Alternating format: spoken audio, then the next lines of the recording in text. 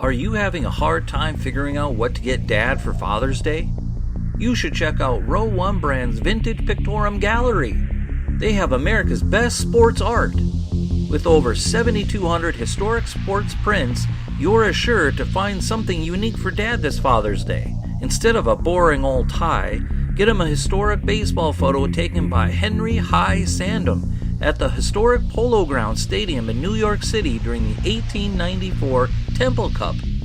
Or, if he's an NFL buff, check out the 1963 vintage NFL poster. These are so good looking that you'll be amazed how they turn out. Shop now at sportshistorynetwork.com/row1 and save 15% off your order.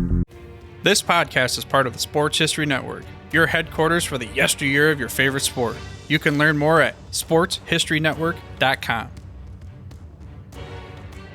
Every year about this time, that's from 1934 through 1976, an enormous football extravaganza took place each summer that captured the interest of football fans across the country.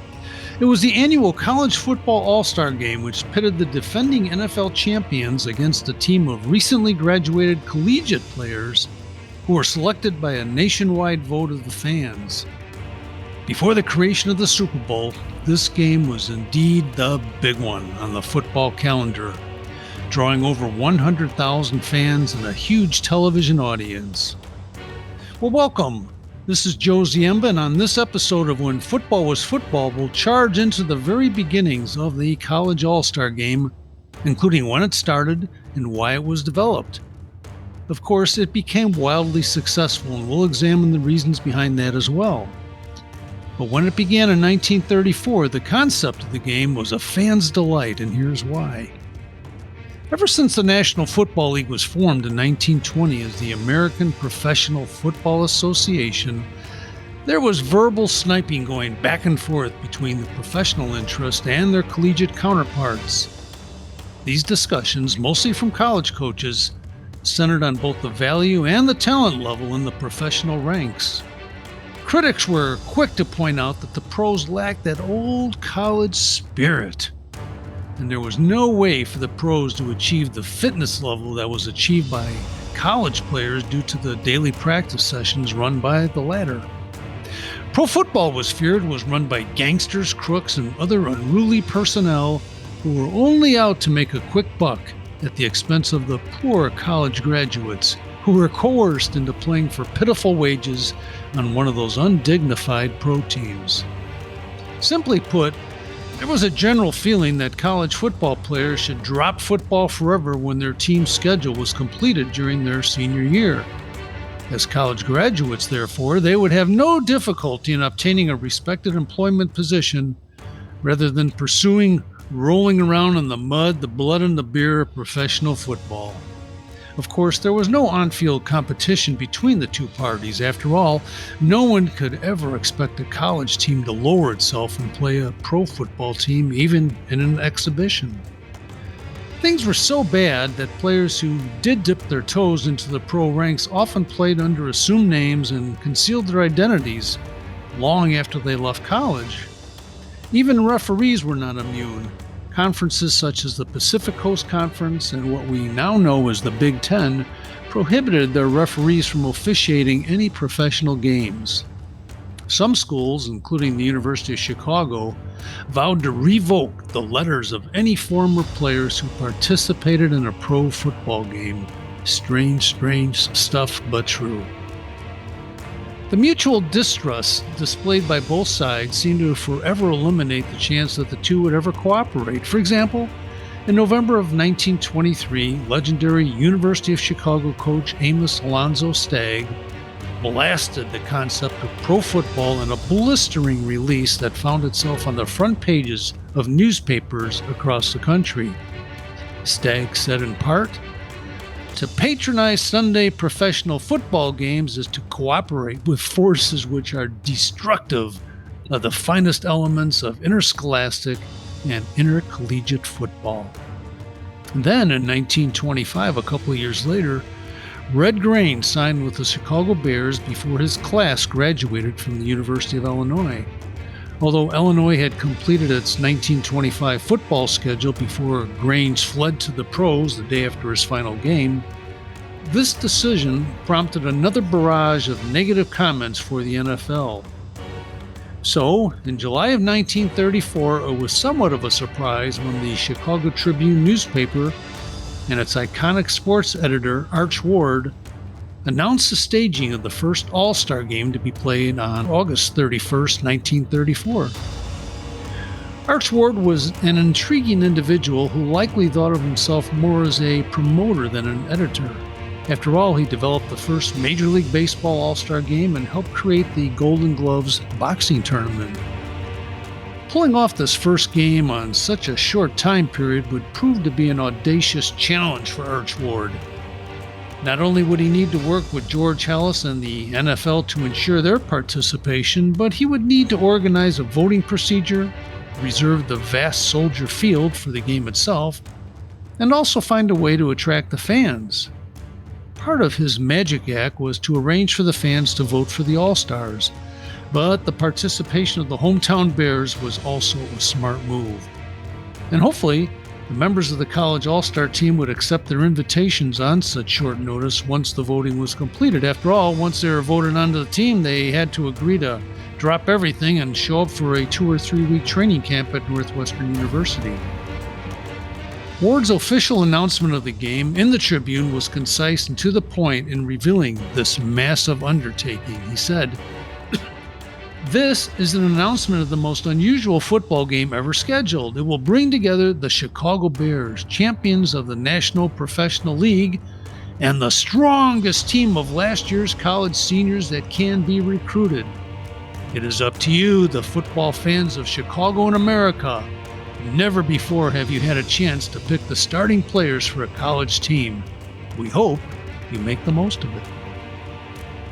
There was some precedence for the initial All-Star football game. In 1933, a year before, the Chicago Bears played an exhibition game in Chicago's Soldier Field against a group of Notre Dame All-Stars.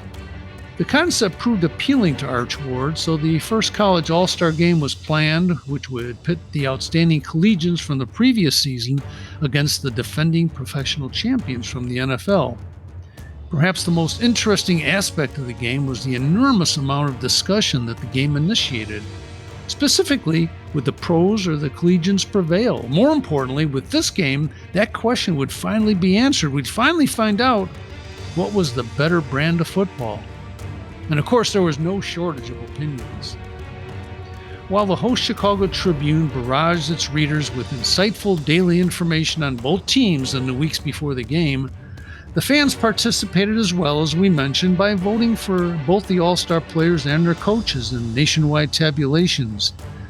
The game program for the 1934 game proclaimed that over 165,000 people had cast votes for the players. Tackle Ed Moose Krause of Notre Dame was the leading vote getter with over 65,000 votes, and he was named captain of the All-Stars.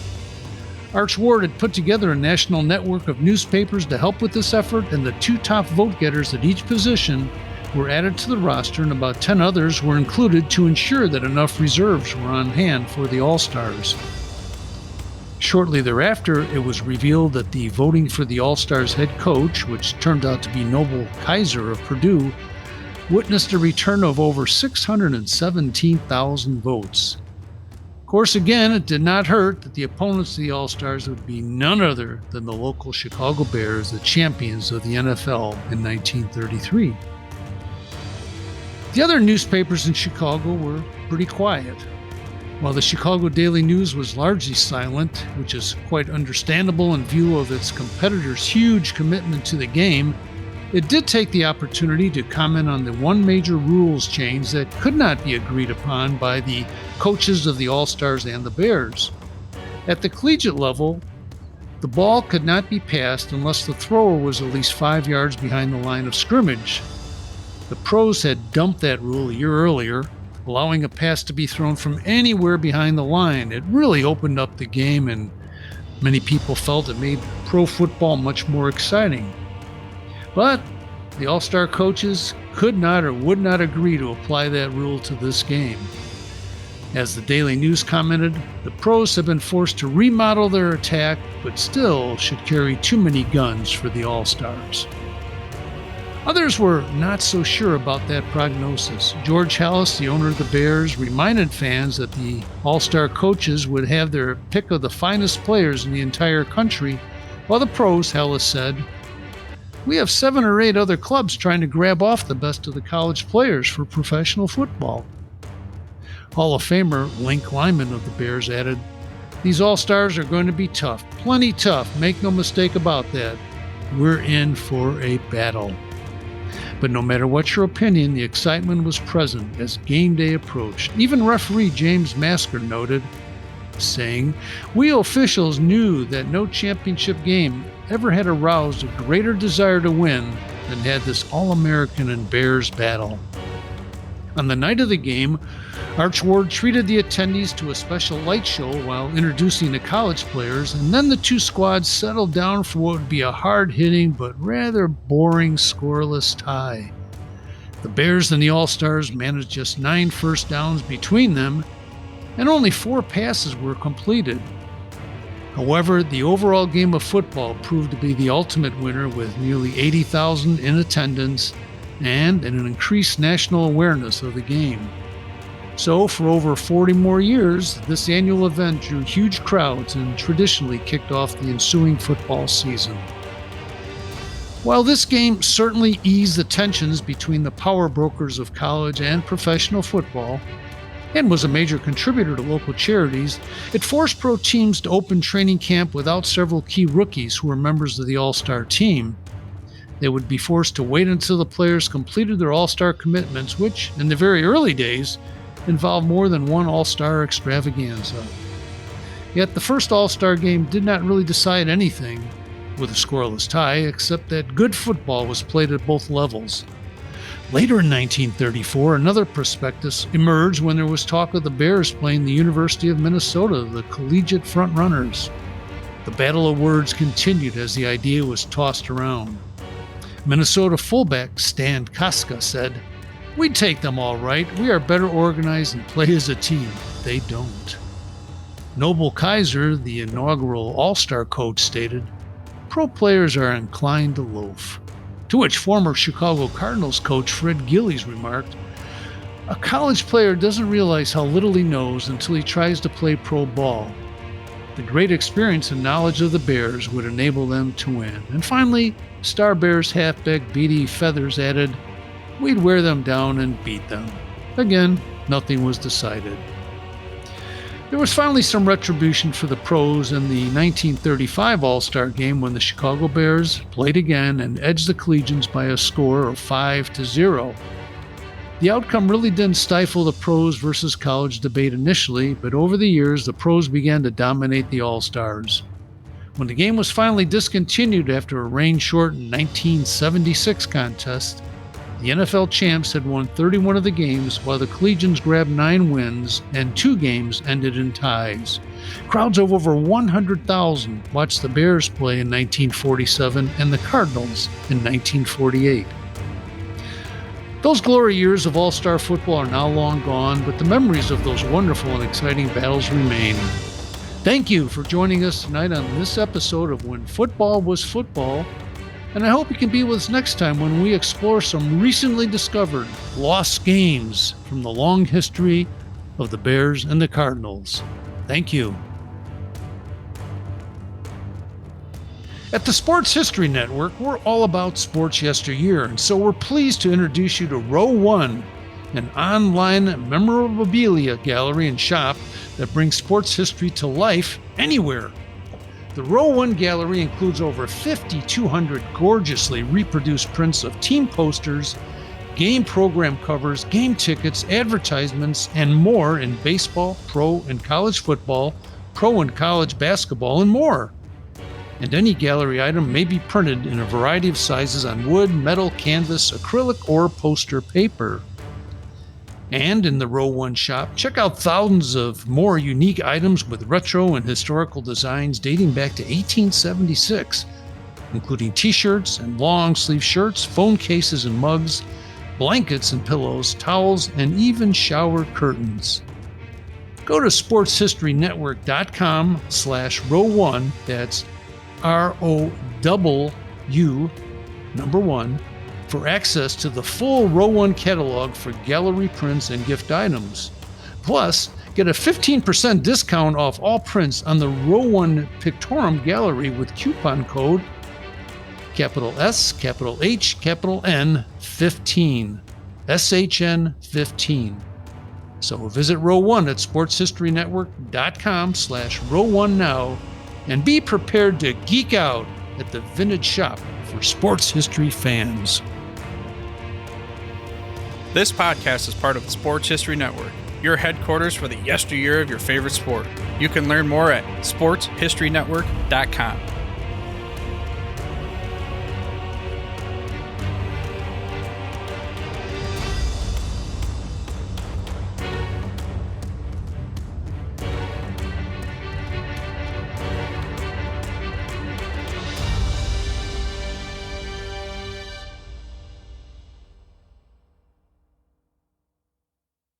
We here at the Sports History Network proudly partner with 26 podcasts, all revolving around the history of sports. But did you know that many of our hosts were sports history authors way before they started their shows? It's true. We've got Joe Ziemba, host of When Football Was Football, Joe Zagurski, host of Pro Football in the 1970s, Mark Morthier, host of Yesterday's Sports, Tommy Phillips, host of Lombardi Memories, and Scott Adamson, co-host of From the 55-Yard Line. All these authors have many books for you to choose from. To check them out, go to our website at sportshistorynetwork.com/sportshistorybooks. Pick up your copy today. Soundtrack provided by Kevin MacLeod of filmmusic.io.